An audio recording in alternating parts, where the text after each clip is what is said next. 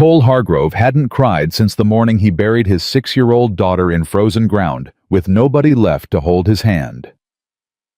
7 years of building walls. 7 years of silence. And then, one November morning in 1883, he looked across the dusty street in Millhaven, Colorado, and saw 2 little girls collapse face first into the dirt, and every wall he'd ever built came down at once. He didn't think. He ran. If this story already has your heart subscribed to this channel, hit that notification bell and drop your city in the comments below. I want to see how far this story travels. Now, let's go back to where it all began. The bread was gone. Cole noticed it the same way he noticed everything in those years, slowly, reluctantly, like a man who had trained himself not to care about the details of a world he no longer wanted to be part of. He'd left half a loaf on the wooden crate behind Murphy's saloon the evening before, wrapped in brown paper with a piece of dried jerky tucked underneath. By the time the sun cleared the eastern ridge, both were gone. He told himself it was probably dogs. He knew it wasn't dogs. The first morning he saw them, he almost turned around and walked straight back up the mountain. 2 small figures standing in the gap between the feed store and the land office, so still they might have been fence posts, if not for the way the wind moved their hair. Twin girls identical as mirror images, wearing dresses the color of old ash. Dark braids. Bare feet despite the November cold. Hands open at their sides like small upturned cups waiting for rain. Cole was 53 feet away. He counted later because that's the kind of thing a man does when he's trying to convince himself he didn't really see what he saw. He saw it. Mrs. Pruitt from the boarding house walked past them without slowing. Old Derek Henderson from the general store glanced over, then looked deliberately at his boots and kept moving. The minister's wife gathered her skirts to one side as she passed the same way a woman steps around mud. The girls didn't call after any of them. Didn't reach out, didn't make a sound. That was the part that hit Cole somewhere behind his sternum, and didn't let go. Children made noise, even sick children, even frightened children. They cried, they whimpered, they called out for somebody. These 2 stood in absolute silence with the patience of creatures that had already learned that noise didn't help. He bought his flour and his coffee and his salt pork from Henderson without making conversation, which was their arrangement, and had been for 3 years. He walked back up the mountain. He did not look at the girls again. That night he lay awake on his cot, listening to wind push through the gaps in the cabin walls, and thought about the way the smaller one, or maybe the other one, he couldn't tell them apart, had looked at Mrs. Pruitt's retreating back. Not with anger. Not even with sadness. Just with a careful watching stillness, like she was filing the information away somewhere useful. He was back in town before sunrise the next morning. He left the bread and the jerky on the crate and positioned himself in the alley across the street, where he could see without being seen. He waited. He hadn't waited on anything or anyone in 3 years, and the fact that he was doing it now, crouched behind a rain barrel in the cold dark, irritated him deeply. The girls appeared at first light. They came from the east from the direction of the old abandoned homesteads beyond the creek, moving through the shadows along the building fronts with the careful, unhurried efficiency of animals that had learned every inch of their territory. They moved together, but not touching 2 feet apart, always as if they'd measured the distance, and decided it was exactly right for quick movement in either direction. They found the crate. Cole watched the taller one crouch down and examine the wrapped package without touching it for almost a full minute. The smaller one stood behind her watching the street. When the taller girl finally picked up the bread and the jerky, she broke both portions exactly in half before passing one set to her sister. Then they were gone back into the shadows before he could blink. Not a sound, not a word between them. He thought about his daughter Lucy that night, which he tried not to do. She had been loud and demanding and full of opinions about everything from the color of the sky, to the names of the horses, to whether biscuits tasted better with honey or without. She had never in her 6 years of living sat still for more than 4 minutes at a time. The fever had silenced her in the end, 3 days of burning, and then quiet. Cole had not spoken to another living soul for 47 consecutive days after he buried her. He'd counted those too. On the third morning, he left a larger package. Bread jerky, 2 apples, a piece of hard cheese wrapped in cloth. He didn't watch from across the street this time. He waited near the crate far enough back not to alarm them, and when they appeared, he raised one hand slowly, palm out. The taller girl stopped. Every muscle in her small body went rigid. "I'm not going to hurt you," Cole said. His voice came out rough and too loud. He hadn't used it much lately. He cleared his throat. "I'm just leaving food. You can take it." The girls looked at each other. Something passed between them in that glance, fast and wordless and complicated. The taller one took one step forward. Just one. Then she waited. Cole set the package on the crate and stepped back 6 paces. "It's yours," he said. The taller girl came forward and picked it up. She divided everything with the same mathematical precision he'd observed before apples, cheese, bread, jerky, each portion identical. She handed half to her sister without looking, keeping her eyes on Cole the entire time. Then she looked at him directly. Just for a second. He had not been looked at like that in a long time. Like he was something worth measuring. Like she was deciding something important about him. Then they left.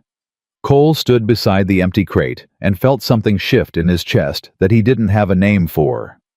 Not pain exactly. Not happiness. Something older and more inconvenient than either. He went home and sat at his table with Lucy's photograph in his hands for the first time in 2 years. The morning everything changed was gray and cold, with a wind coming down off the mountain that had ice in it. Cole arrived early carrying extra provisions and heard the shouting before he turned the corner. "I told you yesterday, and I'll tell you again. Get away from this building." Reverend Aldous Crane stood on the steps of the Millhaven Community Church with a broom in his fist and a face the color of boiled beets. Both girls stood 10 feet from the bottom step, perfectly still, the way Cole had come to understand was their version of holding ground. "This is a house of worship, not a poorhouse," the Reverend was saying. "Decent people come here to pray, not to look at beggars. Now move along or I'll fetch the sheriff." Cole came around the corner just as the smaller girl swayed. It wasn't a dramatic thing. It wasn't a fall at first, just a slow tilt to one side the way a candle bends before it goes out.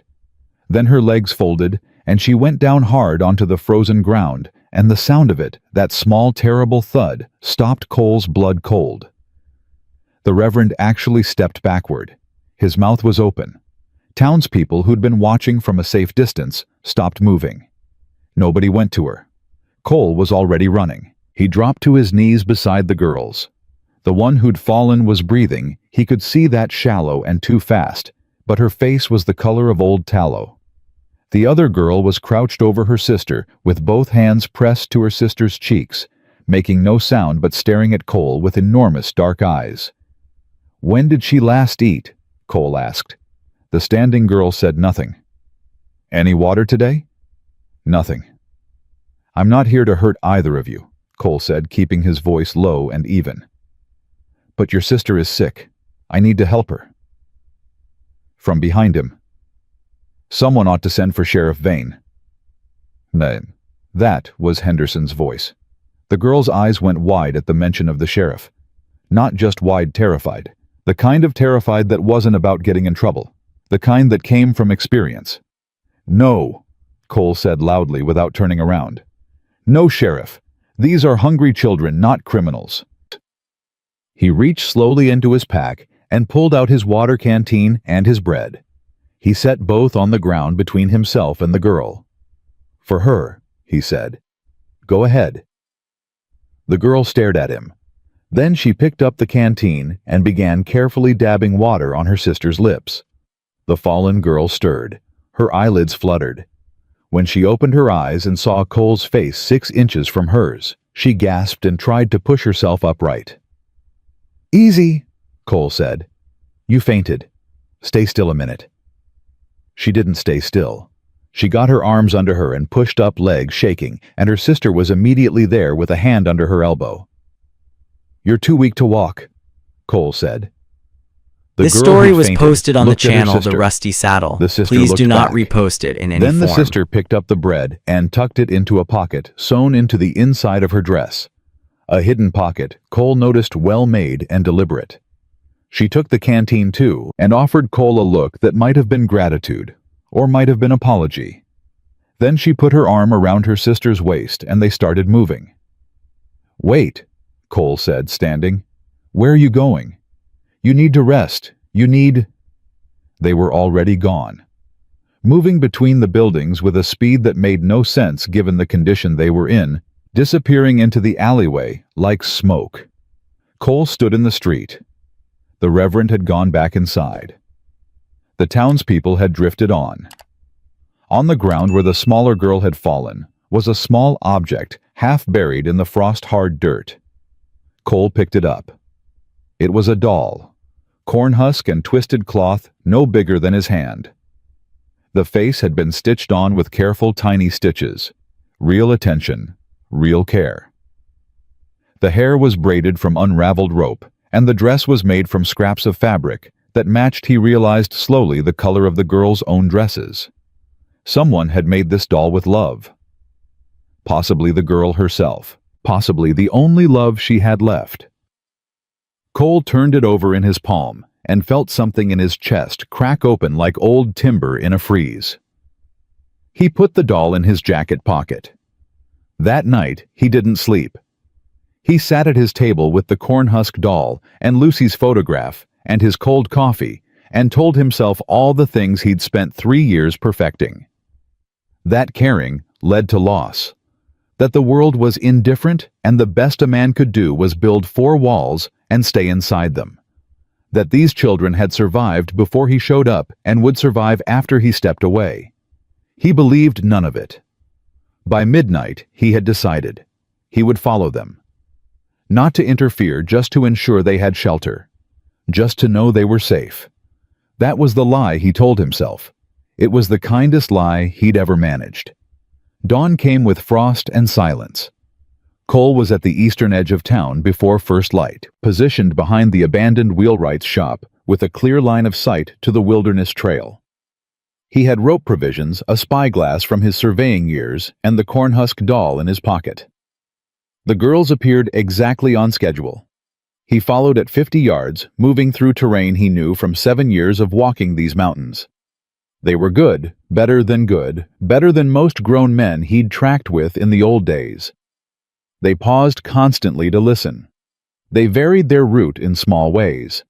They never walked directly from one point to another when an angle could provide more cover. At roughly 100 yards intervals, Cole noticed the stones. 3 flat rocks in a triangle pointing north.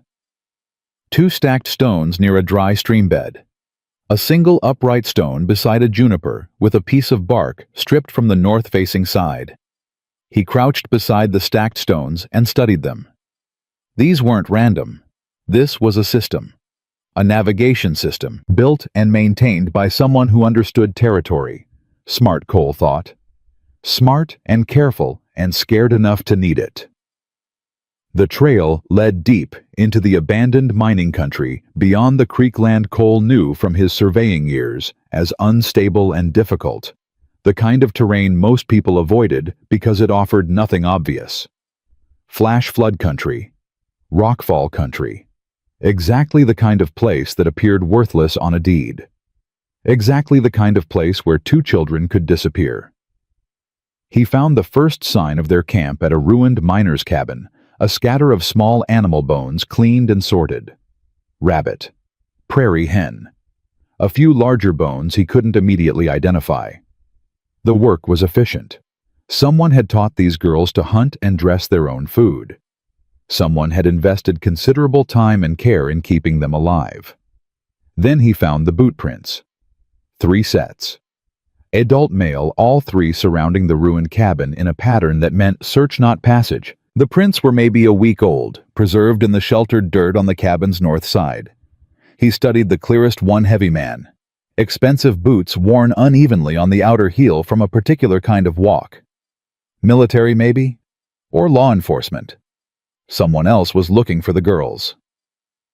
The weight of that realization dropped into Cole's stomach like a stone.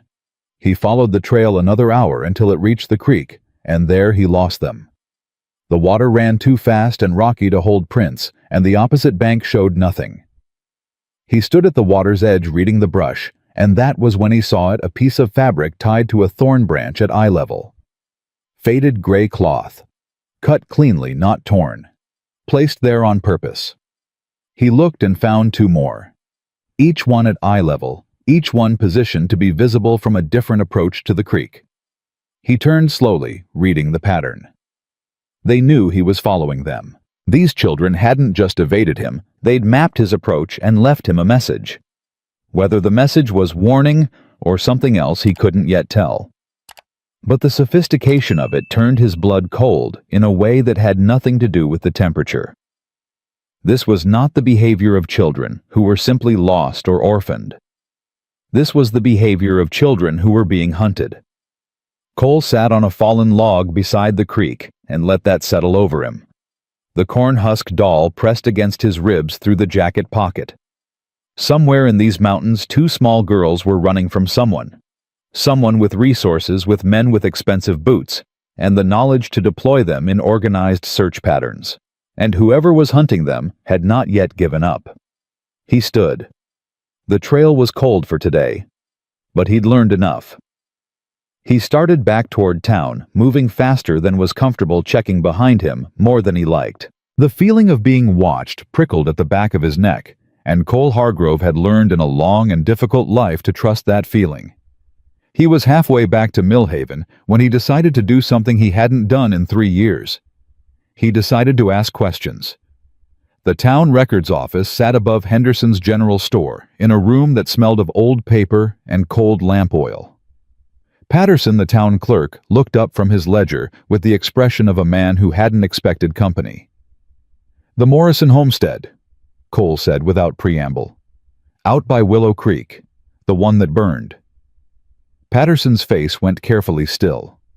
"What about it? Who owned it? Who burned it? And where are the children who live there?" The clerk set down his pen. He glanced at the door. He lowered his voice. "The family name was Webb," he said. "Jacob and Sarah Webb. Twin daughters, Clara and Nora." Cole kept his expression neutral. "And they died in the fire." Patterson looked at him for a long moment. "That's what the death certificates say." "Signed by who?" Another pause.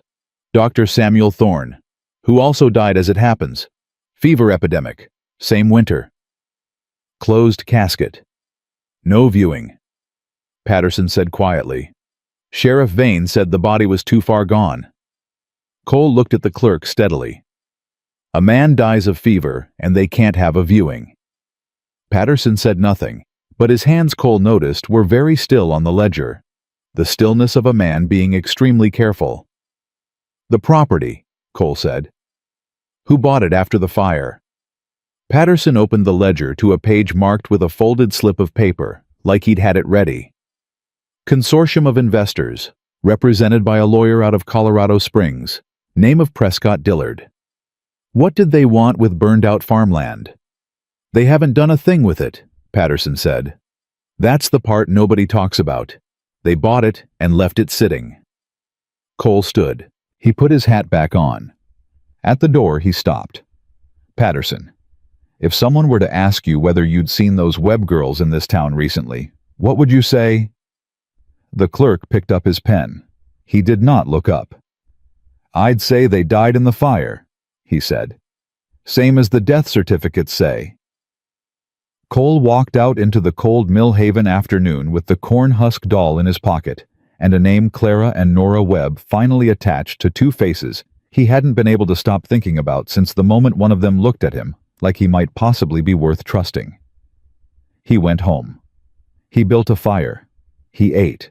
He sat at his table with his cold coffee and his thoughts and the photograph of Lucy and the corn-husk doll, and he laid out everything he knew in the order he'd learned it, the way his old surveying foreman had taught him. Put the facts in a line, and then walk the line and see where the gaps are. 2 girls declared dead alive and hiding. A doctor declared dead, no body. A burned homestead bought by outside investors This who story wanted was nothing from posted it. on the channel The Rusty Adult Saddle. men with Please do expensive not boots repost it in searching any the form. wilderness in organized patterns. A town clerk who answered questions by pretending not to hear them. A sheriff who kept asking about children who were supposed to be buried. The gaps in that line were not gaps. They were a shape. And the shape was not accidental. Cole reached for his rifle and checked the load before he went to bed. He set it where he could reach it from the cot. He was asleep in minutes, which surprised him. It had been a long time since he'd had something important enough to wake up for. He woke at 3 in the morning because something in the cabin was wrong. He lay still for 4 full seconds listening. The fire had burned down to coals. The wind had stopped. The silence was the specific silence of a room that had recently held a sound it no longer held. He reached for the rifle. Then he saw it. On the table, precisely where his coffee cup had been sat, a small carved wooden horse. Pine wood polished to a warm glow. Every detail exact, the arch of the neck, the curve of the haunches, the individual separation of the hooves. The mane had been carved in motion, like the animal was running. Cole crossed to the table without lighting a lamp, moving by Cole's light. He picked up the horse, turned it over. On the base, carved in careful letters, the initials C.H. His initials. Cole Hargrove. Every window was latched from the inside. The door showed no sign of forced entry.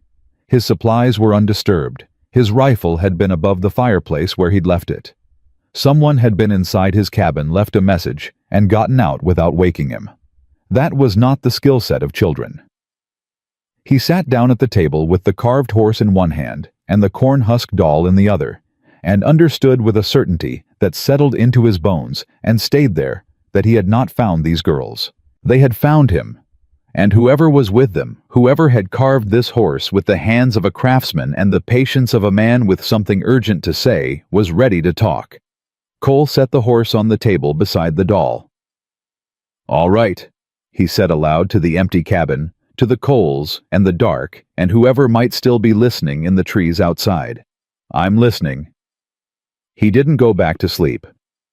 He sat at that table until gray light began to show under the door, turning the carved horse over and over in his hands, reading it the way he would read a map, looking for the thing underneath the obvious thing. The craftsmanship was beyond anything a child could produce. Whoever had made this had years of practice and proper tools, and a reason for choosing this particular image. A horse. Running, with his initials on the base. Not a threat, not a warning. An introduction. Cole set the horse down next to the cornhusk doll and looked at them side by side for a long moment. 2 objects made with care. One made by a child with almost nothing. One made by an adult with considerable skill. Both left deliberately. Both saying the same thing in different languages. "We see you and we're deciding whether to trust you." He understood that language. He'd been speaking it himself for 3 years. By the time full light came, he'd made his decision. He wasn't going to follow the girl's trail again. He was going to make it easier for whoever left the horse to find him. He left the carved horse on the crate behind Murphy's saloon, where he usually left the food. Beside it, wrapped in the same brown paper he always used, he placed a note. He kept it simple, because simple was harder to misread. He wrote Clara and Nora. "I know your name. I know what they say happened to your family. I don't believe the official version. I want to help. I am not working with Vane. C.H." He added one more line, then crossed it out, then wrote it again because it was true, and truth was the only currency he had left to spend.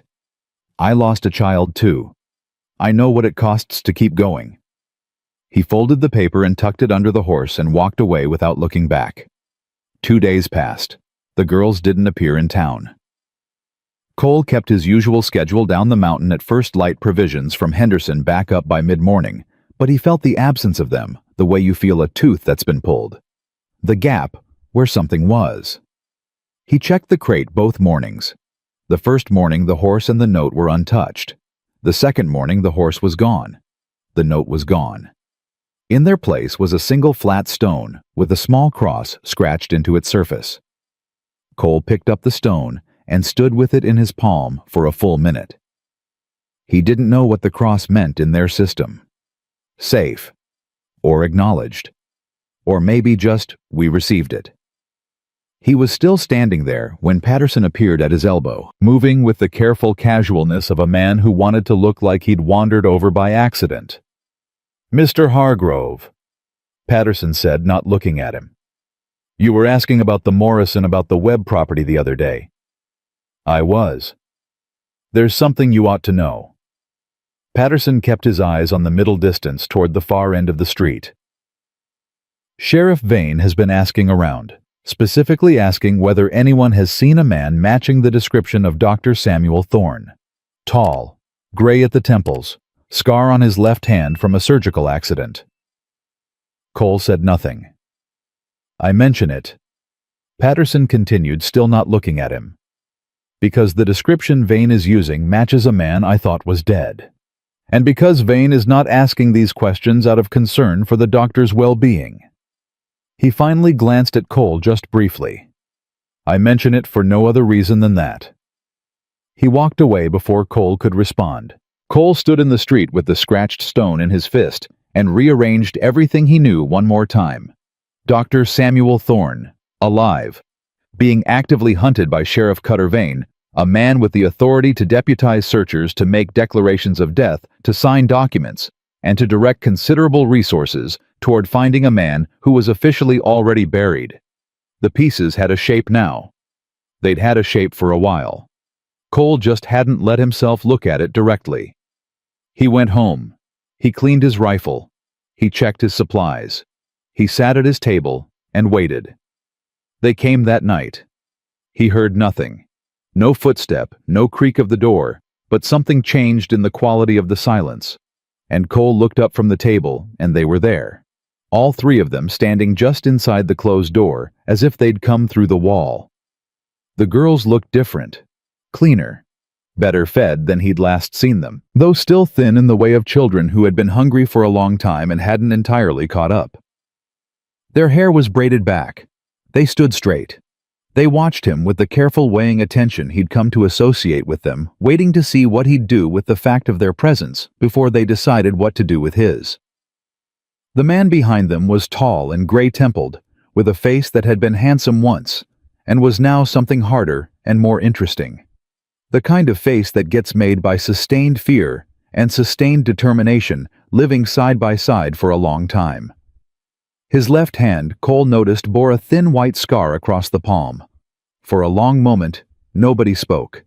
Then the taller girl, he thought of her as the taller one, still learning to read the differences between them, said in a voice quieter than he'd expected and more composed, "You left the horse where we could find it." "I did," Cole said. "Uncle Samuel carved it. He said you'd know what it meant." Cole looked at the man. "Did you know my daughter?" Dr. Thorne's expression shifted into something careful and sad. "I attended her. In her final days. Yes. She had a rocking horse her grandfather made, named Thunder." Cole kept his voice level. "You remembered it." "She talked about Thunder every time I came to check on her." Thorne's voice was quiet. "She said when she got better, she was going to ride him all the way to the creek and back before supper. She had the whole route planned out." Cole looked down at the table. It took him a moment. Then he looked back up. "Sit down," he said. "All of you. There's beans on the stove, and I'll put coffee on, and then you're going to tell me everything." They sat. Cole poured. And the smaller girl, Nora, he was beginning to be able to tell them apart. Now Clara held her chin slightly higher when she was uncertain. Nora went very still, set her hands flat on the table and said, "We saw them do it." The cabin went absolutely quiet. "Nora," Thorne said gently. "He needs to know," Nora said. She wasn't asking. She was informing. "You said yourself we need someone who has reason to act. He has reason." She looked at Cole with those dark, ancient eyes. They killed our parents. We were in the root cellar. We heard everything. Cole set his coffee cup down. This story was posted on the Tell channel me. The Rusty Saddle. Please do Our not father was repost a it in deputy. any form. Clara said, taking over with the seamless handoff of two people who had told a story together many times in their minds and were telling it out loud for the first time. He worked under Sheriff Vane. He was supposed to be loyal to the sheriff, but Papa started noticing things. Properties that went up for sale right after accidents happened to the families. Sales that went through faster than they should have to buyers who were already waiting. Like the buyers knew. He kept records, Nora said. He wrote everything down. Dates, names, amounts. He hid it in his deputy's badge because he said nobody searches what's right in front of them. He told Uncle Samuel, Clara continued. He sent a letter. He said if anything happened to him, Uncle Samuel should get us out. Uncle Samuel got the letter on a Wednesday. Our house burned on the Thursday. Thorne's jaw was tight. He was looking at a fixed point on the table. I rode through the night. By the time I arrived, the house was gone, and Vane was already telling people the family had perished. I found the girls in the creek bed, half a mile from the ruins. They'd been hiding there since before dawn. Mama told us to run when she smelled smoke, Nora said. She said, run to the water and don't come back no matter what you hear. The sentence landed in the room like something physical. Cole breathed through it. She knew, he said. She knew. Clara confirmed. Her voice was steady in the way of someone who has cried all the crying they have and come out the other side into something harder and quieter. She and Papa both knew they were running out of time. Mama made sure we knew the root cellar and the creek route. She said it was just in case. She said probably nothing would happen. But she made sure we knew. Thorne cleared his throat. I faked my own death because Vane came looking for me within 48 hours of the fire. He knew Jacob had been in contact with me. He couldn't afford a loose end who might have evidence or testimony. I had a patient who died that week from the fever, unrelated, genuine, and I used the opportunity. It wasn't difficult to arrange. People were dying so fast that winter that documentation was careless. And you've been hiding with the girls since then, Cole said. In the ruins of the Webb homestead initially, then moving between abandoned claims as Vane's searches got closer. Thorne looked up. The girls' survival skills are not mine. I taught them what I could, but they absorbed it faster than I could teach it. What you see when you watch them move, that efficiency, those trail markers, that system, that's mostly theirs. Clara looked at Cole with something that might in another context have been pride. Papa taught us to read sign before he died. He said a deputy's family needed to know how to move through country without being found. Smart man, Cole said. He was the best man, Nora said simply. And then she picked up her coffee cup and drank. And that was the end of that. Cole looked at Thorne. The badge. Where is it? Thorne reached inside his coat and placed it on the table. It was dented and tarnished, the star barely visible beneath the wear. Cole picked it up, turned it over. Along the inner edge, barely visible, was a seam, a line that shouldn't have been there in a standard piece of cast metal. Press the lower point, Thorne said. Cole pressed. The badge separated along the seam into two thin halves, revealing a hollow interior packed with a folded document no bigger than a man's palm. He unfolded it carefully. The handwriting was cramped and precise, the kind of writing a man produces when he's racing against something and trying not to waste a single inch of paper.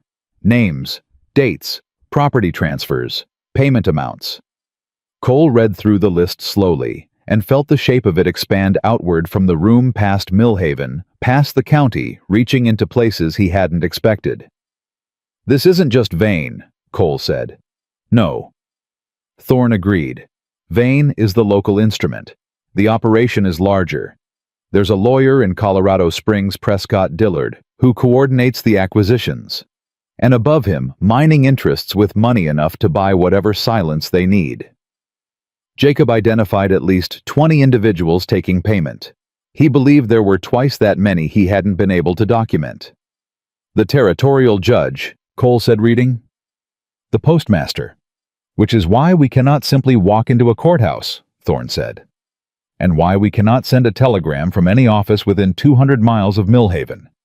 Every node of official communication in this region is compromised. The one authority Jacob's notes indicate is clean is Territorial Marshal Crawford in Denver. 200 miles, Cole said, through country where Vane has men watching every main route. Thorne's voice was even the voice of a man who had been looking at this problem from every angle for months. We've mapped the patrol patterns as best we can from what we can observe. The stage road is watched. The freight trails are watched. 3 of the 4 mountain passes have been checked within the last 6 weeks. Devil's Canyon, Clara said. Thorne shook his head. It's too dangerous. The rockfall alone. We've been through it, Nora said. Thorne stopped. He looked at his niece with an expression that moved through several stages. You did what? Last month, when the men with the spotted horses were watching the creek trail for 4 days straight. Clara's voice was matter-of-fact. We needed to know if it was possible, so we went through. We marked the safe path. Marked how? Cole asked. Same system as the other trails. 3 stones for turn, 2 flat stones for stable ground, single upright for danger. The canyon has a safe line through the debris field. It's narrow and it takes most of a day, but it goes. Clara looked at Cole steadily. It comes out within 50 miles of Denver, without touching a single monitored route. Thorne was still processing the information that his nieces had independently navigated one of the most dangerous terrain features in the territory while he wasn't watching. Cole could see the man recalibrating the way you recalibrate when you realize the people you've been protecting have quietly, thoroughly surpassed your assessment of their capabilities. All right, Cole said. He leaned back. He looked at the ceiling for a moment, then back at the 3 people at his table. Here's what I can offer. I'm known in this territory. I've got no connection to any of this that Vane knows about. I can move through country without drawing attention because I've been doing it alone for 3 years, and nobody pays much mind to a mountain man buying his weekly supplies. He paused. I can carry the evidence. I can carry it to Denver while you move separately and create enough distraction to keep Vane's attention divided. Thorne looked at him for a long time. Why? It was a fair question. Cole thought about how to answer it honestly. Because somebody should have asked that question about me 7 years ago, he said finally. When I was the one who needed help and nobody offered it. And because... He stopped. He looked at the corn-husk doll sitting on the table where he'd left it and the carved horse beside it. Because your brother hid evidence in a badge, and your nieces built a navigation system out of rocks, and your family has been surviving on nothing but nerve for months. And the least I can do is carry a piece of paper to a man who can act on it. Clara reached across the table and picked up the cornhusk doll. She turned it over in her hands with the careful attention of someone handling something irreplaceable. Mama made this, she said, before the fire. She put it in my coat pocket the morning of the day they came, like she knew I'd need something to hold on to. Cole said nothing. There was nothing adequate to say. I dropped it in town, Clara continued. When I fainted, I thought it was gone. I kept it for you, Cole said. I didn't know whose it was. I just knew it mattered to somebody. Clara looked at him over the doll, and in her expression, Cole saw the same thing he'd seen the very first morning, that sharp, careful intelligence, that measuring quality. Except now, she wasn't measuring whether he was dangerous. She was measuring whether he was real. Whatever she decided, she tucked the doll into her dress pocket and folded her hands on the table like a woman twice her age, settling in for serious business. When do we leave? She asked. And Cole, who had not had a reason to go anywhere in 3 years, felt something in his chest that he recognized slowly and with some surprise as purpose. Dawn, he said. We plan tonight, and we move at dawn. Outside, the wind had picked up again off the mountain. Somewhere in the darkness beyond the cabin walls, Millhaven slept, and Sheriff Cutter Vane slept, and the men with expensive boots slept. None of them knowing that 4 people sat around a table in a mountain cabin and made the decision that would end them. The coals in the fireplace burned low and warm. The carved This story horse was and the posted on the corn-husk doll channel The sat Rusty side by Saddle. side on the Please table do not between them. repost it in any form. And Cole Hargrove, for the first time in 7 years, spread a map across his kitchen table and started planning a future. They planned through most of the night. Thorne had hand-drawn maps, detailed ones, the kind that took months to produce, built from careful observation and the girls' scouting reports. He spread them across Cole's table and walked through every segment of the route with the methodical precision of a man who had been thinking about nothing else for a very long time. Cole listened, asked questions, pushed back where the logic had gaps. The girls sat across from each other and contributed information at intervals in that seamless way of theirs, one picking up where the other left off, the seams between them invisible. Nora knew the canyon approach by heart. She traced the path with her finger without looking at the map, reciting landmarks from memory. Left at the split boulder, straight through the gravel wash until you hit the dry falls. Climb to the right, never the left. The left side is rotten shale all the way down. The narrow section takes about 40 minutes if nobody's moving slow. And if someone's moving slow? Cole asked. Nora looked at Thorne. Thorne looked at the map. We don't move slow, Clara said with a finality that closed the subject. They divided the evidence before they slept. Cole took the original documents from the badge, the ones listing names, dates, and payment amounts, wrapped them in oilcloth, and sewn into the lining of his coat by Clara, who produced a needle and thread from somewhere on her person, the way she produced everything, as if she'd been quietly preparing for every contingency since the age of 7. Thorne kept Jacob's supplementary notes and the ledger pages in a second oilcloth packet strapped to his body. The badge itself went into a hidden interior pocket of Nora's dress. If we're separated, Thorne said, each piece of this evidence is incomplete on its own. They need all three to make a case that will hold. Then we don't get separated, Cole said. He meant it as a statement of intent. He would come to understand within 24 hours that the territory had opinions of its own about intentions. They left before dawn, moving out of the cabin in single file with no lamp and no conversation. Cole went first, reading the darkness the way he'd learned to read it in his surveying years. Thorne behind him, then the girls, Clara last. They'd agreed on the order because Clara had the best rear awareness. She'd been covering their retreat for months, and she knew how to move backward through a trail marker system that only she and her sister could read. The first 2 hours were clean. Cold, hard going in places, but clean. No sound behind them. No light where there shouldn't be light. Cole checked over his shoulder every 100 yards and found nothing but mountain darkness, and the girls moving through it like they'd been born to this specific terrain, which in some ways he supposed they had been. It was Nora who first felt it. She came up beside Cole without sound. He didn't hear her move. Just suddenly she was there at his elbow and said very quietly, "Something's wrong." Cole stopped. He held up a fist and felt, rather than heard, Thorne and Clara halt behind him. "What kind of wrong?" he said, barely moving his lips. "We passed a marker stone 20 minutes back," Nora said. "The one I set 3 weeks ago to mark the canyon approach.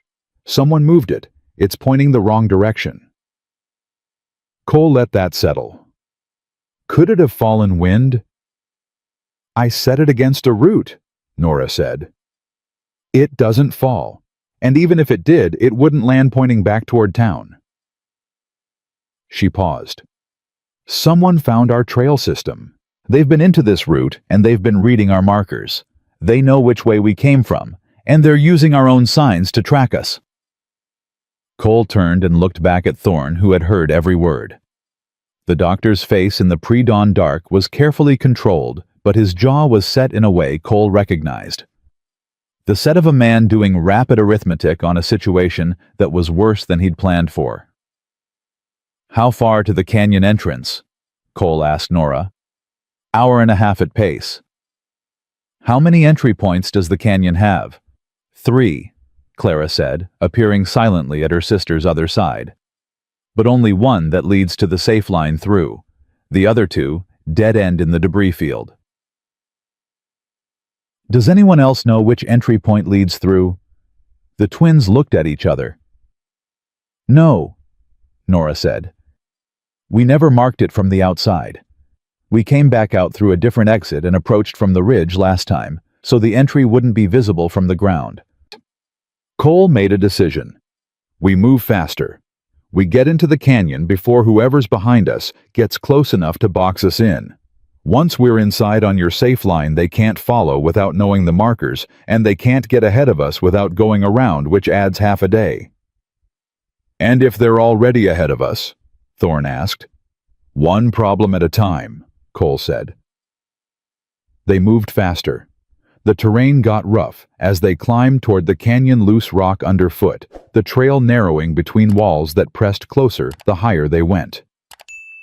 Cole's lungs burned. He was 53 years old, and he'd been living alone on a mountain for 3 years, and he was in reasonable condition for a man his age, which was not the same as being in the condition he'd been in at 30, and the mountain didn't care about the distinction. Thorne was breathing hard behind him. Cole could hear it. What he could not hear, and this was the thing that worried him most, was anyone behind them on the trail. Skilled trackers went quiet when they got close. The absence of sound was not reassurance.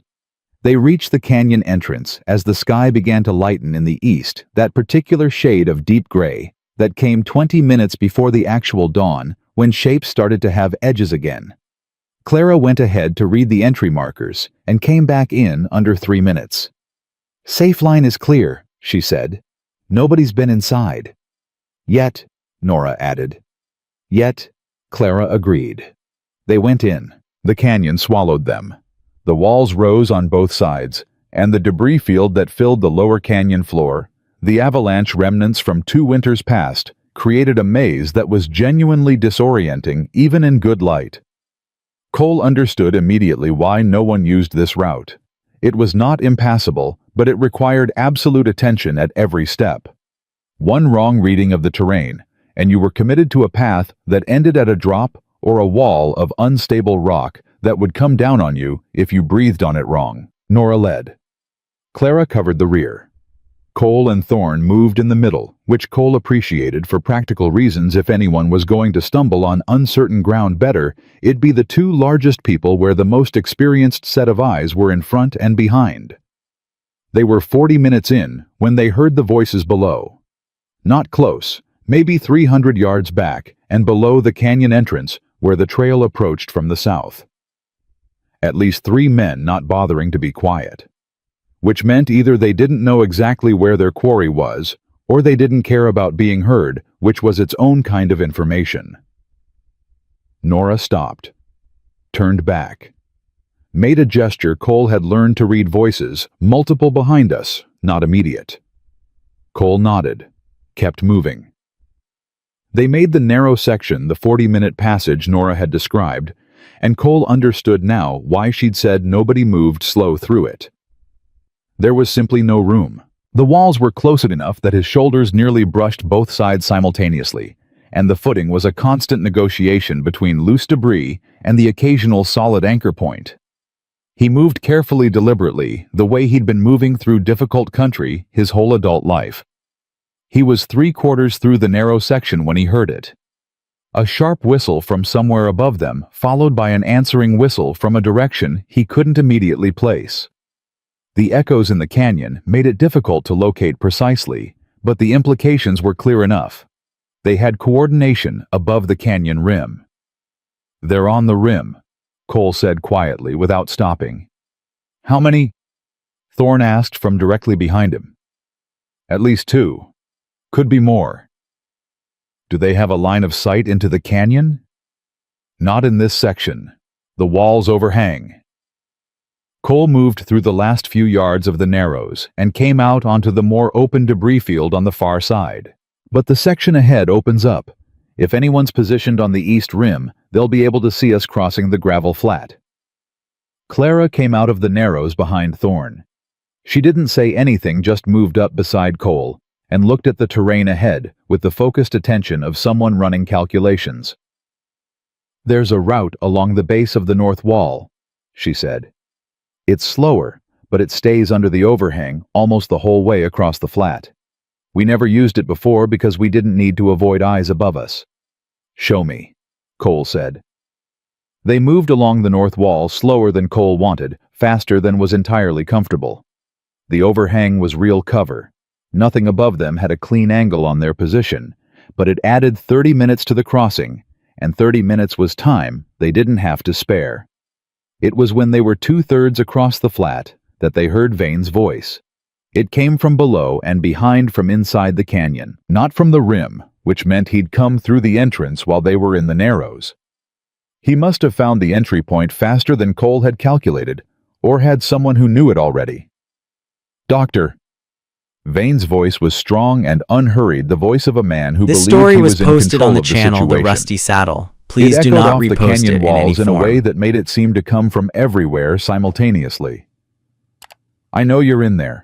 I know you've got the girls. And I know you've got a new friend with you, Cole Hargrove, mountain man, no particular connection to any of this until recently. Cole kept moving along the wall. Nora glanced back at him, and he shook his head. Don't stop. Here's what I want you to understand, Vane continued. I don't enjoy this. I want you to know that. Jacob Webb was a good man, and I wish he'd left things alone. But he didn't. And here we are. Thorne's hand came down on Cole's arm, stopping him. Cole turned. The doctor's face was tight with something beyond anger, something older and more absolute. He's trying to provoke a response, Cole said quietly. Don't.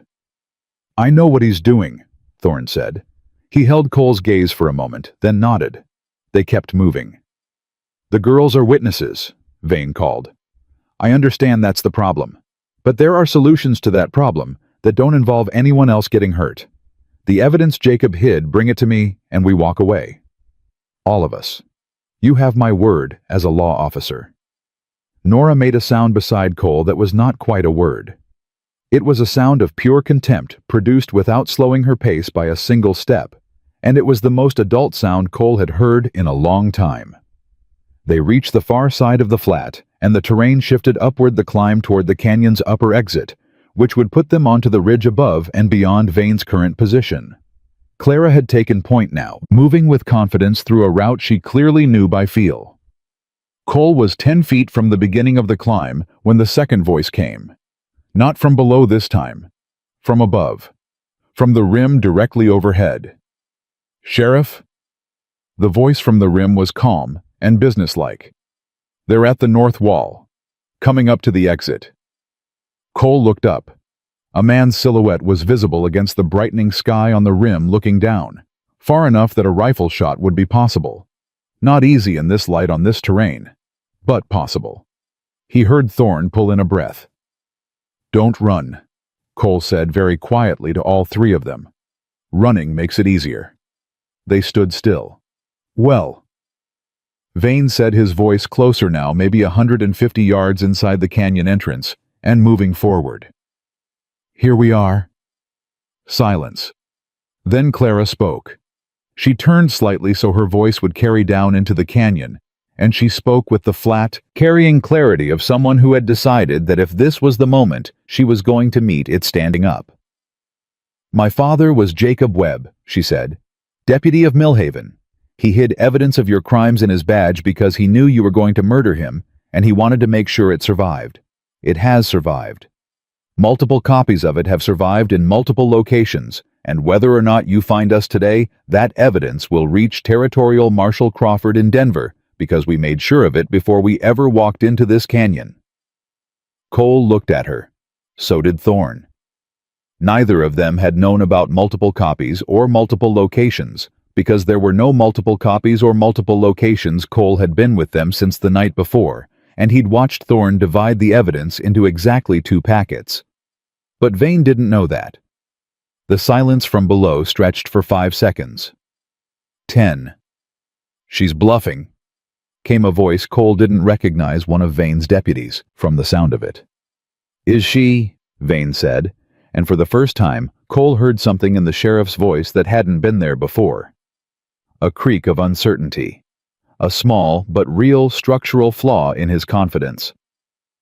Our father taught us to prepare, Nora said, stepping up beside her sister with her chin at the exact same angle.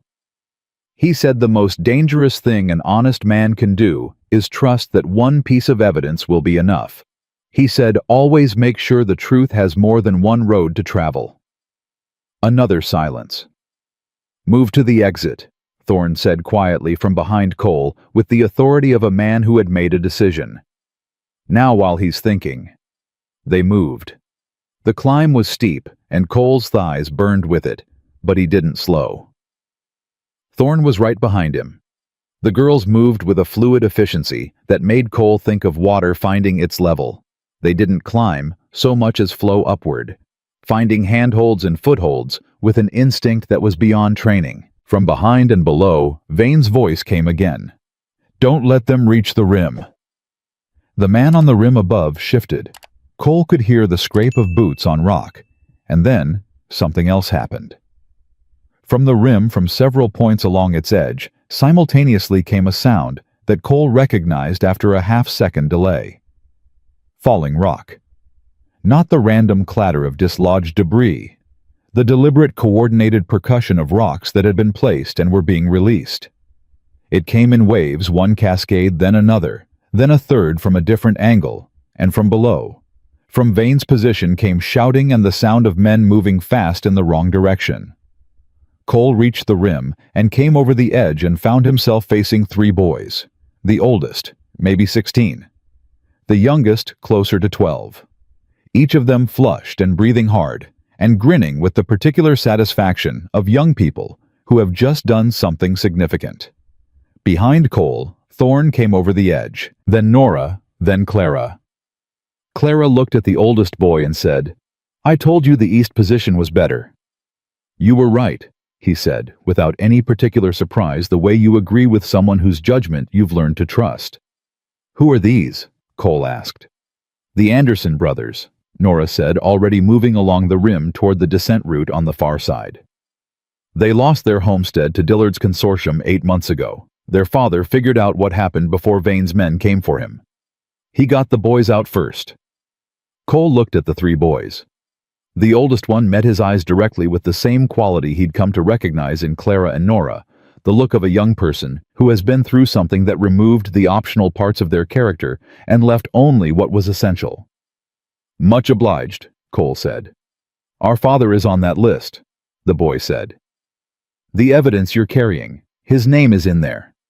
I know, Cole said, though he'd only read the list once quickly by firelight. He didn't know, but it was the right thing to say, and he said it without hesitating because it was almost certainly true. We'll make sure it counts. The boy nodded. Then he turned and looked down into the canyon, where the shouting had subsided into something more controlled and deliberate, and his expression went from a 16-year-old's grim satisfaction to something older. He's going to come around the long way, the boy said. He knows where the canyon exits. He'll have men at the ridge within 2 hours. Then we've got 2 hours, Cole said. He looked at Thorne. Thorne looked back. Between them, past the same understanding that had been passing between Cole and the girls for weeks, the wordless rapid agreement of people who have run out of time for discussion. Denver, Thorne said. Denver, Cole confirmed. And they ran. They ran for 2 hours straight before Cole let them stop. Not a full stop. He wouldn't allow a full stop. Not with Vane's 2-hour window narrowing behind them. With every minute they stood still. He allowed 3 minutes beside a dry stream bed, while Thorne checked Nora's ankle, which she'd turned on loose shale coming off the ridge, and hadn't mentioned until Cole noticed the way she was favoring it on the downhill sections. He'd noticed because he'd been watching her the way he watched all three of them constantly now, the way he hadn't watched anyone or anything in 7 years. It's fine, Nora said, while Thorne's hands moved over the joint with professional efficiency. It's sprained, Thorne said. Not badly. But you need to tell me when something happens, Nora. You can't just... If I'd told you on the ridge, you would have slowed down, she said. We didn't have time to slow down. Thorne looked at his niece for a moment with an expression Cole recognized. It was the expression of a man who has just realized that the person he's been protecting made a fully reasoned adult decision and was entirely correct, and that this is both admirable and deeply inconvenient. "She's right," Cole said. "I know she's right," Thorne said with the tone of a man who wished she weren't. He wrapped the ankle with a strip of cloth from his pack. He carried medical supplies the way the girls This carried story their was needles posted and on the thread as a channel matter The of Rusty course, Saddle. and Please do stood. not repost it in any form. "Walk it out slowly for the first 10 minutes. Tell me if it gets worse." "It won't," Nora said. "Tell me anyway," Thorne said. She didn't answer, which Cole was beginning to understand was her version of agreeing. They moved out of the stream bed and pushed southwest, staying off the established trails, following ground that Cole read from years of surveying experience and the girls read from months of survival necessity. Together, they moved faster than either could have alone, which was a thing Cole filed away and thought about later when he had time to think. The Anderson boys had given them a direction before they'd split off at the ridge. A farmstead 3 hours southwest, belonging to a widow named Hattie Crane, who had lost her own land to Dillard's consortium the previous spring, and had since been living on her daughter's property. The boys said she kept a horse and a mule, and didn't ask questions that weren't her business, which was exactly the category of person they needed. "You trust them?" Cole had asked the oldest Anderson boy, meaning the widow. "Mama trusted her," the boy said. "Mama was a good judge." That was sufficient. They found the farmstead in the early afternoon low and weathered against the hillside. A woman came out of the house before they reached the door she'd heard them coming, or seen them from a window, because she was on the porch with her arms crossed and her expression measuring by the time Cole raised his hand in greeting. She was perhaps 60, compact and straight-backed, with the kind of face that had been pretty once and was now something better, the face of a woman who had stopped worrying about being pretty and started worrying about being right. Her eyes moved over the four of them in rapid sequence, pausing on the girls, then on Thorne, then settling on Cole. "Hargrove," she said, not a question. "Ma'am," Cole said, "the Anderson boys sent us." "I figured somebody would come eventually," she said. "Come inside, all of you." Her name was Hattie Crane, and she had known Jacob Webb. Not well, she said, setting bread and cold beans on the table without being asked. She was the kind of woman who fed people first and talked second, which Cole respected, but well enough to know he was an honest man in a county that had run short of those. "He came to see me after they took my land," she said, sitting across from Cole, while the girls ate with the focused efficiency of people who had learned not to let a meal go to waste. "Asked me questions about how the sale had gone, who'd approached me, what timeline, what the initial offer was. He was writing things down." She looked at Thorne. "You're the doctor. Samuel Thorne. He mentioned you." "He wrote to me," Thorne said. "Told me to get the girls out if anything happened." "And something happened," Hattie said. "Yes, ma'am," Thorne said quietly. "Something happened." Hattie looked at the girls for a moment. Clara met her gaze directly. Nora was eating, but Cole could tell from the set of her shoulders that she was listening to every word. "Your daddy was trying to do right," Hattie said to them. "I want you to know somebody besides your family witnessed that." Clara set down her spoon. "Thank you," she said. 2 words plain and without ornamentation, but she said them with a gravity that filled the room. Hattie nodded once as if something had been confirmed and stood. "The horse is sound. The mule is old, but he's steady on rough ground. You'll take both and leave them at the livery in Castle Rock. It's the last town before Denver that's clean as far as I know. Tell Elias Dodd that Hattie sent you, and he'll see they get back to me." She paused. "He'll also know if there are federal men in the area. Crawford's marshals sometimes use Castle Rock as a staging point." "You know Marshal Crawford?" Cole asked. "I know of him," Hattie said. "Jacob mentioned him too. Said he was the one man in the territorial system that Vane's money hadn't reached." She moved toward the back of the house. "I'll pack what I can spare for the road." Cole stood. "Mrs. Crane, you understand that helping us puts you at risk." She turned and looked at him with an expression that was not quite impatience and not quite amusement. "Mr. Hargrove," she said, "they already took everything I owned through legal theft and a forged signature. What exactly do you think they have left to threaten me with?" He didn't have an answer for that. She nodded as if she'd expected as much and went to pack the supplies. They left within the hour. Cole on the horse, Thorne on the mule, the girls moving on foot between them at a pace that continued to quietly astonish Cole. Nora's ankle was holding. She'd said it would. He'd stopped being surprised when she was right. The first day's ride toward Castle Rock was tense in the way of open country, where you can see a long way, and being seen is the same liability as seeing. Cole scanned the horizon constantly left to right, a slow sweep, then back. He'd developed the habit as a surveyor in country, where claim jumpers were a real and present concern, and it came back to him now like a language he'd thought he'd forgotten. Nothing moved on the horizon that shouldn't have been moving. By mid-afternoon, he began to believe carefully provisionally, the way a man believes good things, when he's learned not to trust them, that they had a real lead on Vane. The canyon had bought them time. The Anderson boys' rockfall had bought more. Hattie Crane's horse and mule were buying them distance. The math was beginning to work. It was Clara who stopped it. She came up beside Cole's horse without warning, put her hand on the bridle, and said very quietly, "Someone's been following us for the last 2 miles. Cole didn't look back. "How many?" "One rider. Staying at the tree line, matching our pace." "Since when?" "Since we cleared the last ridge. I've been watching him." Cole thought. One rider hanging back, matching pace but not closing. That wasn't pursuit. Pursuit would close the distance. That was something else. Surveillance.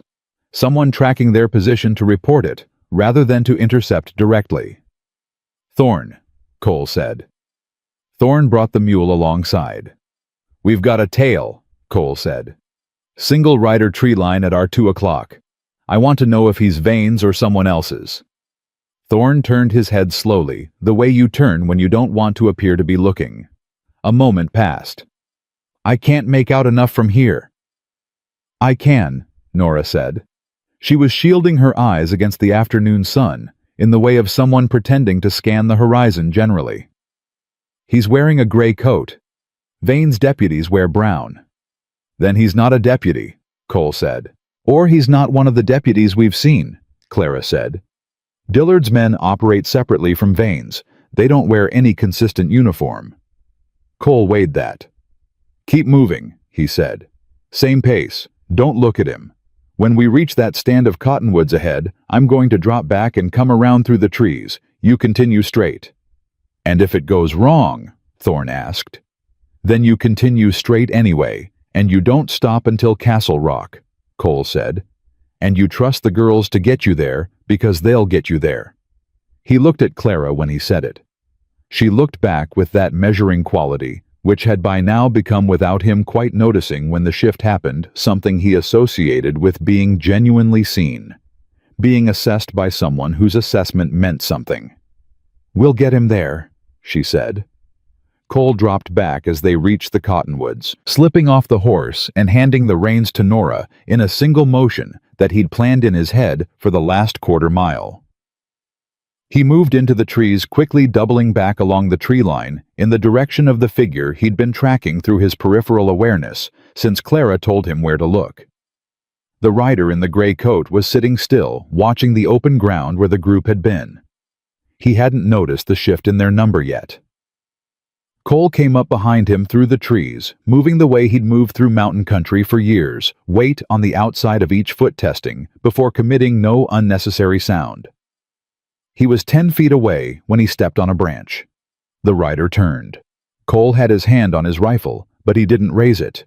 He looked at the man's face and read it in the quick, comprehensive way of someone who'd spent decades reading strangers' intentions in isolated country. Young mid-20s at most. Dressed in traveling clothes, not working clothes. The gray coat was good quality but worn. His horse was a bay with road dust on its flanks. And he was, Cole realized within about 3 seconds, absolutely terrified. "Don't shoot," the young man said. His hands went up. Please. I'm not with Vane. I'm not with any of them. Then who are you with? Cole said. My name is Thomas Webb, the young man said. Jacob Webb was my uncle. The silence that followed was the kind that changes the shape of what comes before it. Cole stared at the man on the horse, read him again more carefully this time, looking for the tells of a lie under pressure. This story was the eye posted on the movement, channel the The Rusty Saddle. micro-expressions, Please the do slight not tension repost around it the in any jaw. form. He found none of them. What he found instead was grief, thinly covered by urgency, which was an expression he'd seen in his own mirror often enough to know it on sight. Get down off the horse, Cole said. Slowly. Thomas Webb climbed down slowly, hands still visible. He was tall and angular in the way of a man who'd been riding hard for days and not eating enough. The girls, he said immediately, Clara and Nora, are they alive? Are they safe? Why are you following us instead of riding up and asking that? Because I didn't know whose side you were on, Thomas said. I've been trying to find them for 3 months. Every time I got close to a lead, it turned into a dead end or a trap. I learned to be careful about who I approached. He met Cole's eyes. The man who told me to watch for a mountain man traveling with a doctor and 2 girls, he said to be careful about lawmen. He said the only safe approach was to observe first. Who told you that? Thomas reached carefully into his coat pocket. Cole's hand tightened on the rifle, and the young man slowed his movement to something almost comically deliberate and produced an envelope. He held it out. Cole took it without lowering the rifle. The envelope contained a single folded paper. The handwriting was cramped and precise, the same hand Cole had seen on the documents from the badge. He'd only seen it once, but he would have recognized it again across a room. Jacob Webb's handwriting. The letter was dated 2 weeks before the fire. It was addressed to Thomas, and it said, "If you're reading this, then things went wrong the way I was afraid they might. The girls are with Samuel Thorne. Find them. Keep them safe. The evidence is in the badge. Make sure it reaches Crawford." Cole folded the letter. He looked at Thomas Webb for a long moment, reading the man's face one more time, finding nothing there except what had been there from the beginning. He lowered the rifle. "Come with me," he said. When they rode up to the group, Thorne saw Thomas first. He pulled the mule up short and stared, and something moved across the doctor's face that Cole had no name for, a complex, layered thing that started with shock and moved through several stages before arriving somewhere that might eventually become relief. Clara saw Thomas a moment after Thorne did. She went absolutely still, the complete total stillness Cole associated with her processing something her body understood before her mind caught up. "Thomas," she said. "Clara." Thomas Webb climbed off his horse and covered the distance between them in 3 strides, and Clara stepped forward to meet him. And for a moment they simply stood with their foreheads pressed together, eyes closed. 2 people who had been carrying the same grief from different directions, and had finally found their way to the same place. Nora came and put her arms around both of them, without a word. Cole looked away. He looked at Thorne, who was looking at the 3 young people in the road, with an expression that was private enough that Cole felt he was intruding on something just by witnessing it. "His father was Jacob's brother," Thorne said quietly. "He's been on his own since he was 17. Jacob was the closest thing he had to a father." "He's got a letter," Cole said. "Jacob's handwriting." Thorne nodded. "I know his handwriting. I'll verify it." He didn't need to. Cole already knew it was genuine. But he understood the impulse, the need to confirm with your own eyes and your own expertise the things that matter most. The need to be the one who checks, rather than the one who is told. Thomas had information they didn't. He'd been moving through the territory for 3 months, tracking rumors and avoiding traps, and he'd learned things about Dillard's operation that Jacob's documents didn't cover, specifically the names of 2 men in Denver who were on Dillard's payroll and positioned within the territorial government close enough to Marshal Crawford to complicate their approach. "We can't just ride into Crawford's office," Thomas said, when they'd stopped to water the horses at a creek, and he'd laid out what he knew. "Dillard has a man in the building. legal clerk named Harmon. He screens everything that comes to Crawford Correspondence Visitors' evidence submissions. If we walk in through the front, Harmon knows before Crawford does. Then we don't walk in through the front, Clara said. There has to be another access, Nora said. Crawford has to be reachable outside his office. He lives somewhere. He goes somewhere besides that building. He attends Sunday services at a church on Colfax Avenue, Thomas said. I found that out by asking around about him before I understood the danger. He goes alone. He walks from his house.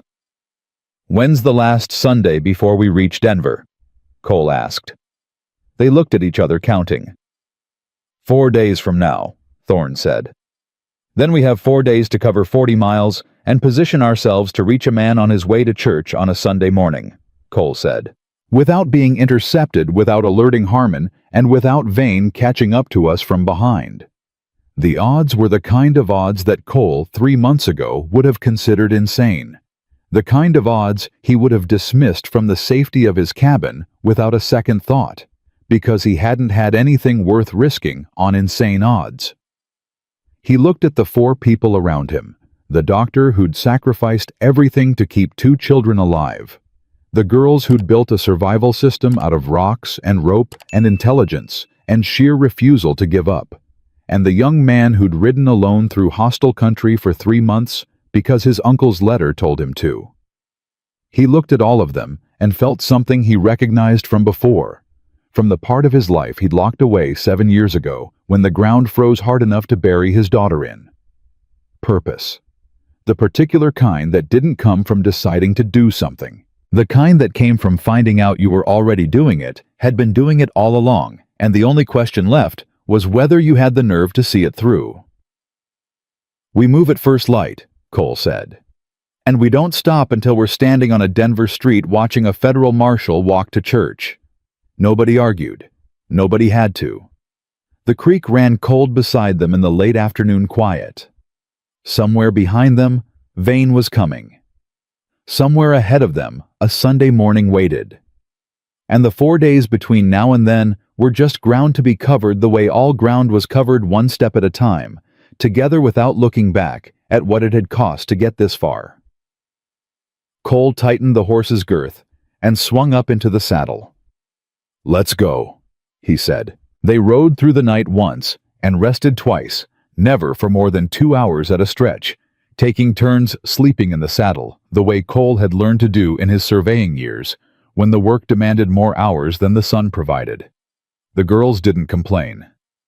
Thomas rode with Clara on his horse for most of the second day, which freed the animal Nora had been sharing and let her rest her ankle properly. Thorne checked it each morning with hands that were efficient and careful, and each morning Nora said it was fine. And each morning Thorne said she needed to stay off it. And each morning they both knew she wasn't going to. On the third night, camped in a shallow draw 12 miles from Castle Rock. Clara sat beside Cole while the others slept and said without preamble, "Were you happy before, when you had a family?" Cole looked at the Coles for a while before answering. "I didn't appreciate it the way I should have," he said. "You don't when it's right there in front of you. You think it's just the way things are. And then it isn't, and you'd give anything to go back and pay better attention." Clara was quiet for a moment. "Papa used to whistle when he cooked breakfast," she said. "The same 3 songs always in the same order. I didn't know I was memorizing it. I thought I was just hearing it." She paused. "Now I can't remember the second song. I remember the first and the third, but the middle one is gone, and I can't get it back." Cole didn't say anything. There was nothing useful to say about that kind of loss.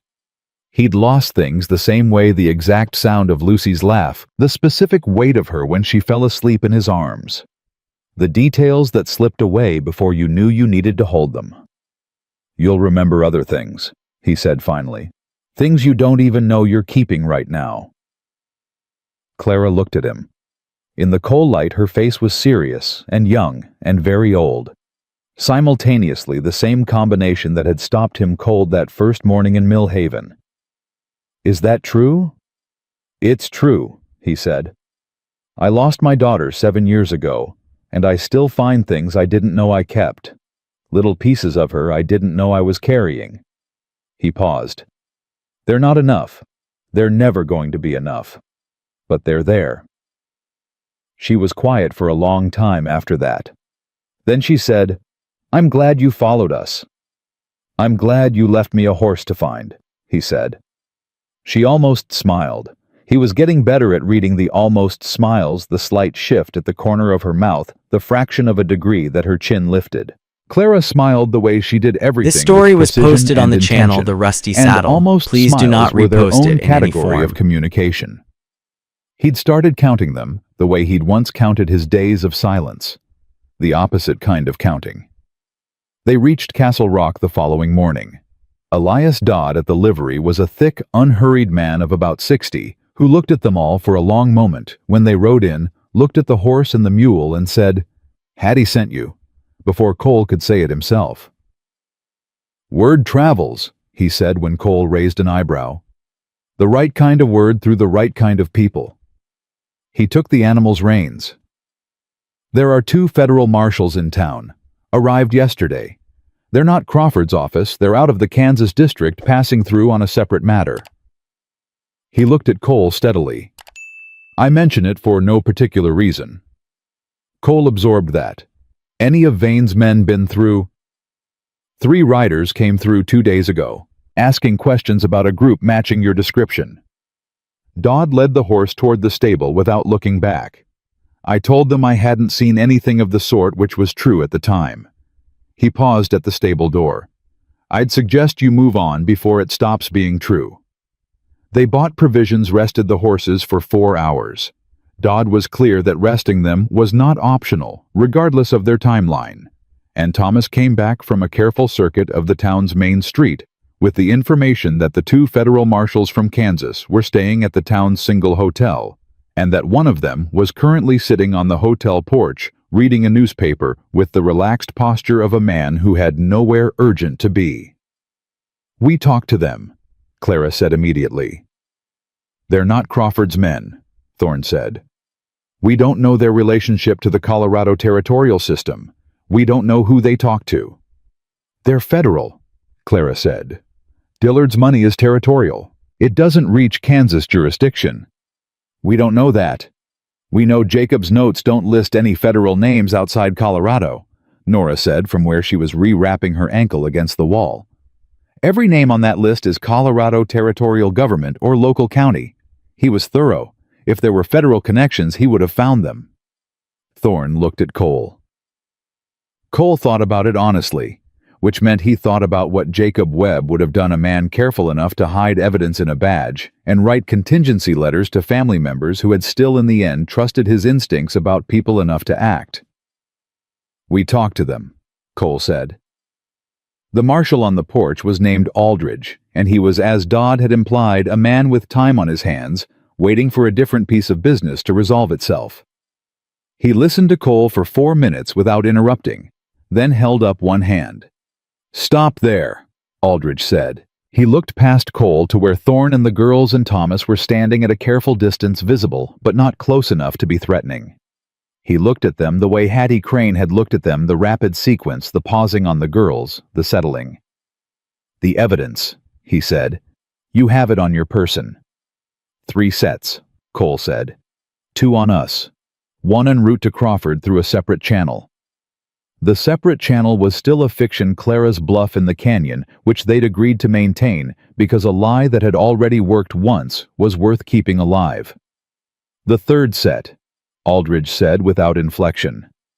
Is already moving, Cole said, and held the man's gaze. Aldridge studied him for a moment longer. Then he stood, folded his newspaper, and said, Get your people and come inside, all of you.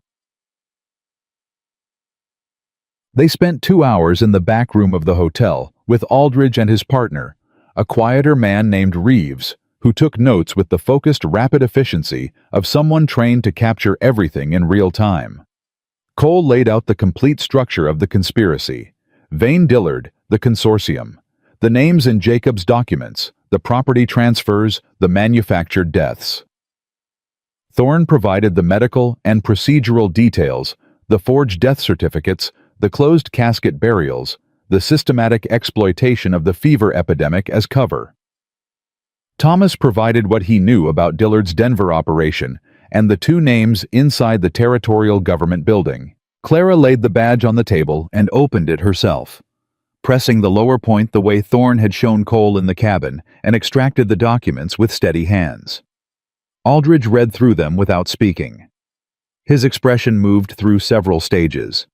He handed them to Reeves, who read them more quickly and with less expression. "The girls are material witnesses," Aldridge said. "The girls," Clara said with a measured precision that brought Aldridge's eyes directly to her, "are the ones who preserved the evidence, constructed the route that brought us here, and correctly identified the vulnerability in Dillard's Denver operation that prevented us from walking into a trap." She held his gaze. "We're not material witnesses. We're the reason there's anything to witness." Aldridge looked at her for a long moment.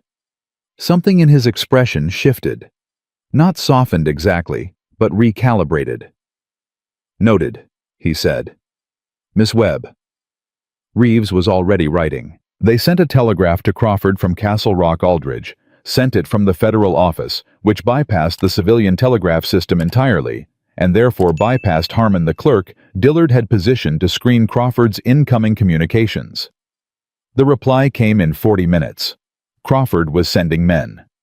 He wanted the witnesses and evidence in Denver within 72 hours. "Vane is going to hear about this," Thomas said, when Aldridge had left them alone for a few minutes. "The minute a federal telegraph goes out about Colorado territorial corruption, someone in this county is going to know." "Let him hear," Nora said. She was sitting with her ankle elevated on a chair, which was the concession Thorne had extracted by pointing out that she would be more mobile the following day if she rested it now. "He can hear about it on the way to his own arrest." She said it the way she said most things, flat matter of fact, without drama, and yet the room felt different after she said it. The word arrest hanging in the air like something solid, like something that had weight and dimension, and was finally, after all this time, real. Cole looked at the girls across the table and felt something move through his chest that he couldn't immediately name. It was a moment before he recognized it as pride. Not the easy kind, not the kind that came from watching someone succeed at something simple.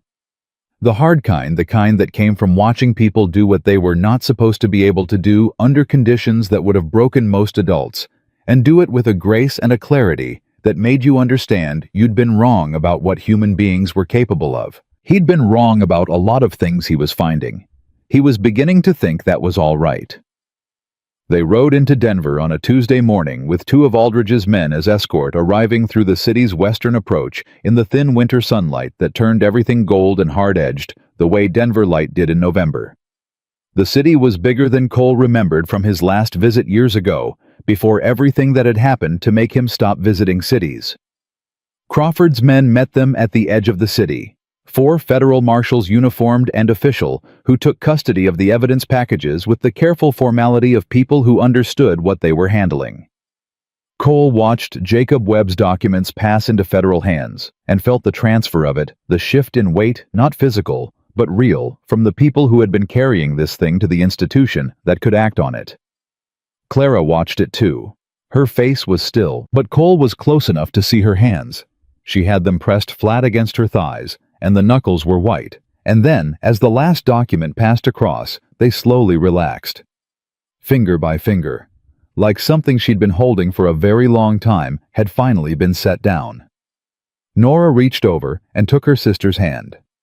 Clara turned her hand over and held on. The arraignment moved faster than Cole had expected, which Aldridge explained was because Crawford had been building a parallel case for months, based on incomplete information, and Jacob's evidence supplied the missing connections. Within 48 hours, federal warrants had been issued. Within 72, Vane was in custody, taken at the Millhaven County Courthouse by 4 federal marshals who, according to the report that reached them in Denver, found him at his desk doing paperwork as if nothing had happened, which Aldridge said was either extraordinary arrogance or extraordinary denial, and possibly both. Dillard was arrested in Colorado Springs the same day. The two government employees Thomas had identified were suspended pending investigation. Patterson, the town clerk who had answered Cole's questions by pretending not to hear them, provided a voluntary deposition that filled in several gaps and earned him consideration in whatever proceedings followed. The Anderson boys testified by written affidavit, which Crawford accepted after verifying their identities through channels Cole didn't entirely follow, but trusted, which was a new experience for a man who had spent 3 years This story trusting was nothing. posted on the channel trials The were Rusty Crawford's Saddle. territory. Please do not repost it in Cole any attended form. one day of the preliminary proceedings as a witness gave his account of events to a federal recorder in a room with high ceilings and too many windows, and came out into the Denver afternoon, feeling lighter than he had in longer than he could immediately calculate. Thorne established his practice in Denver through a combination of his own savings and a fee paid by the federal government for his role in the case, which Aldridge called a consulting arrangement, in a tone that suggested he'd invented the category specifically to make the payment possible. He found a house on a quiet street with a yard that caught the afternoon sun. It had a garden bed along the south wall that had gone to seed, which Clara identified as a problem requiring immediate attention. Thomas stayed. Cole hadn't expected that, though he understood it when he thought about it. Thomas had nowhere else that meant anything, and the girls were what remained of his family. And family Cole had been relearning for months had more to do with where you planted yourself than where you came from. Cole went back to the mountain cabin twice. The first time he told himself he was collecting his belongings. He collected them, looked around at the four walls that had kept him safe and kept him nothing else for 3 years, and drove back to Denver faster than he'd driven up. The second time, he didn't go inside.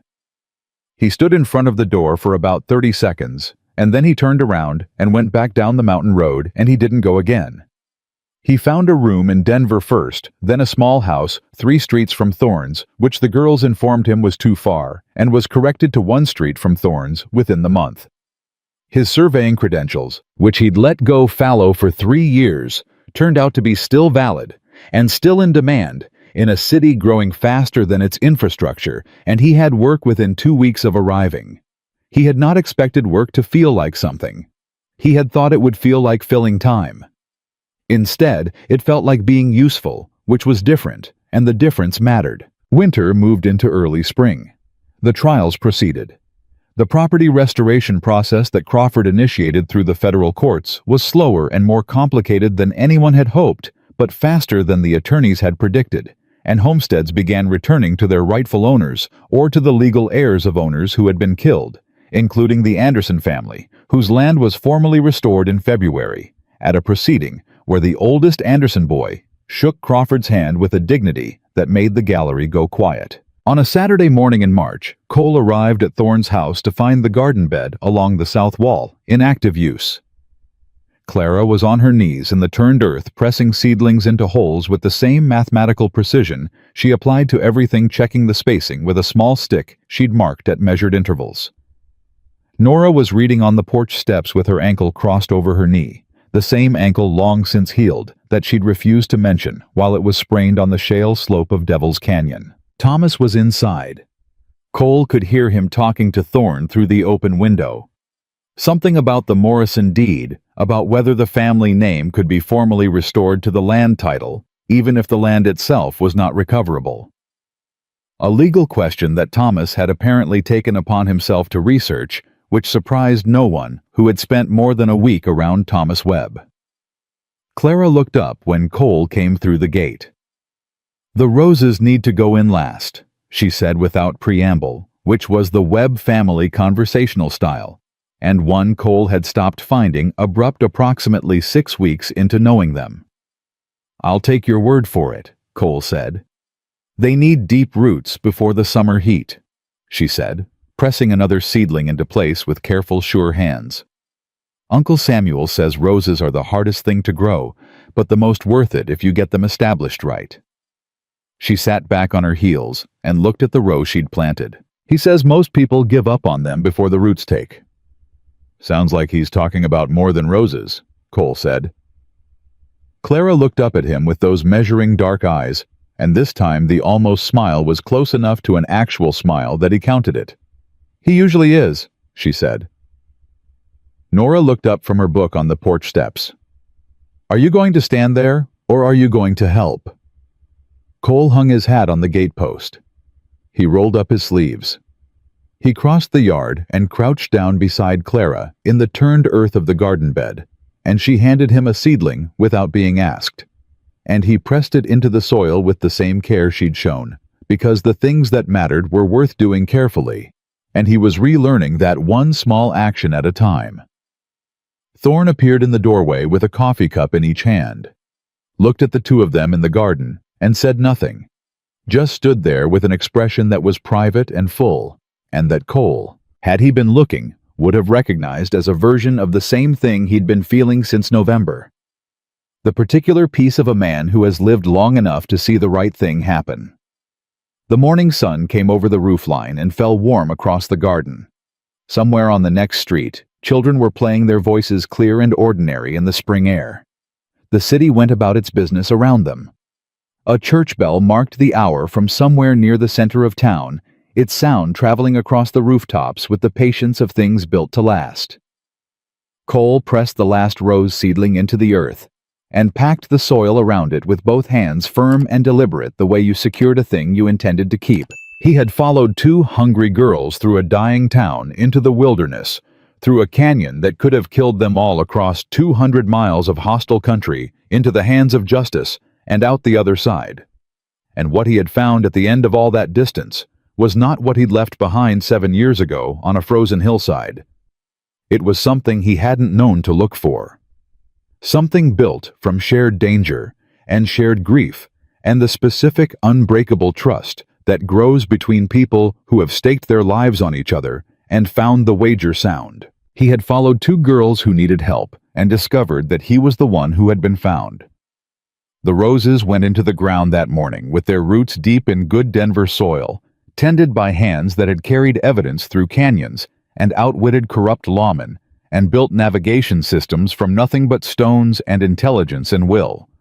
And they grew as things do when they are properly cared for and given time, into something that could withstand whatever winters came. Some roots, once they take, do not let go.